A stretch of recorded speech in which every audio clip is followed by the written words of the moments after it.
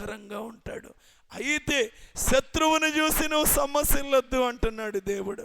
నా శత్రువుల ఎదుట నీవు నాకు భోజనము సిద్ధపరచుదవు, నూనెతో నా తల అంటి ఉన్నావు. చేశారా? మన దేవుడు ఎవరనుకుంటున్నావు? బలశౌర్యములు కలిగిన దేవుడు, యుద్ధశూరుడైన దేవుడు. ప్రియులరా, శత్రువు మనకి చెడ్డ పేరు తేవాలనుకుంటాడు, నష్టం చేయాలనుకుంటాడు. కానీ దేవుడేమంటాడో తెలుసా? నిన్ను ఆశీర్వదించి నీ నామమును గొప్ప చేస్తా. శత్రువేమో నీకు నష్టం చేయాలి, నువ్వు నాశనమైపోవాలి, నువ్వు ఇబ్బంది పడాలి, నీకు చెడ్డ పేరు రావాలి అని శత్రువు కోరుకుంటాడు. కానీ రక్షణ పొందిన బిడ్డతో దేవుడు మాట్లాడుతున్న మాట ఏమంటాడు? చెప్పండి. ఇప్పుడే చెప్పాను కదా, నిన్ను ఆశీర్వదిస్తా, నీ నామాన్ని గొప్ప చేస్తా, నువ్వు ఆశీర్వాదంగా మారిపోతావు. నువ్వు ఎవరిని దీవిస్తే వాళ్ళు దీవించబడతారు.